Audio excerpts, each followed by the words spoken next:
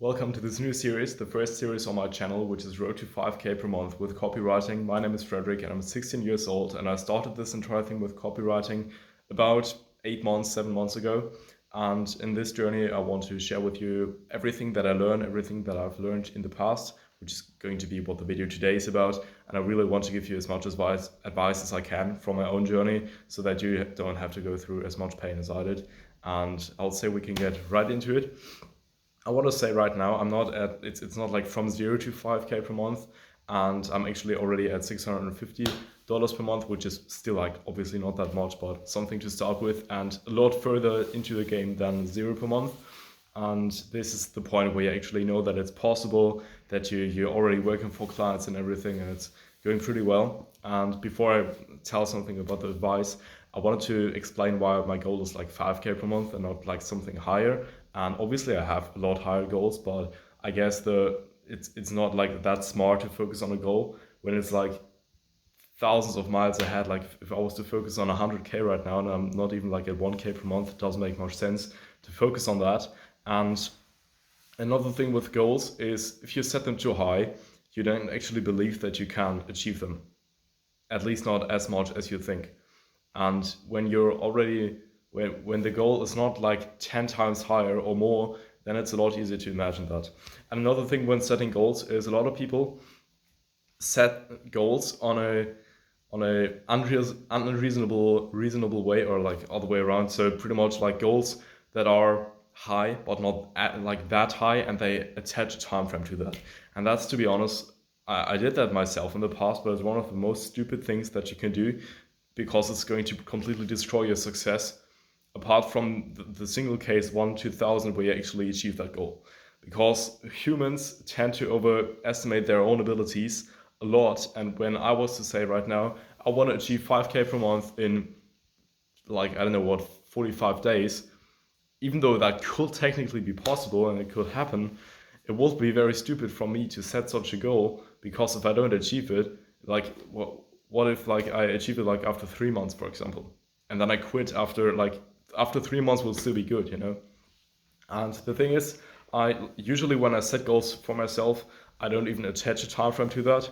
But in that case, I've already set that goal for 5K per month in a different context where a time frame is actually somewhat necessary. I'm not gonna get into that too much, but the goal is to achieve 5K per month at 1st of December this year. It's not very progressively overloaded or something like that. It's a pretty reasonable goal, I guess.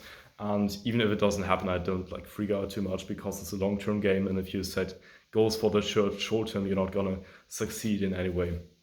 And the first thing that I want to talk about, which I've learned in that time frame, pretty much taking 7 months for going from 0, although I had already months where it was better than this month, to 650 per month, is that you need to stick to one thing, and you should not have any way of shiny object syndrome. And I don't mean that you switch the business model or something like that. I guess most of us are over that point where we switch business model to business model, because we start with over optimism, and then we see that something is actually harder, and then we go to the next business model just to discover that there is something hard as well, and then we switch to the next one. I guess we're over that point. But what I'm actually meaning is that we really have to get very, very specific on what we have to do in order to get closer to that goal, and what kind of like systems we have to build, and what skills and what foundations that will then cause the 5K per month or whatever the financial goal is. And what I've been focusing on in that time frame is a lot of different things. It wasn't really focused. At first, I started reaching out to like 500 people on Instagram with like, what are you doing with email marketing? And then I started pretty much doing like high value outreach. So I wrote things for people and then sent it to them. And it wasn't high value because I was trash at writing and nobody was really responding for a long time. Then I started to do that on school, got my first client for $500, was pretty proud of that. And then it didn't went like that good. And after that, and I started to change something around. I started doing high value outreach on scale, and I started building a system for pretty much like doing this with cold email. And then I've built this entire system so now that I can pretty much book like 30 sales calls a month or something when I really put myself into it and put the volume through everything, which is pretty cool. But now I don't have any trust in actually delivering for people. So I guess like last month I was on like 15 calls or something, didn't convert any of them. because I didn't have the actual trust. And the most important things to actually focus on, as far as that's possible, is that you just get good. Like in every business, the most important factor is your actual delivery. Because when you're confident that you can deliver what you promise to people, so e.g. what you do is actually like valuable. That's not e.g. whatever. But when you have conviction into that what you deliver for people is very valuable, then it's going to get easier to get people on calls when you do high ticket. And it's going to be easier to convert the people because you just have conviction into your service. You can guarantee something high. The product or the service, whatever you do, your skill in actually delivering is the most important thing amongst like literally everything.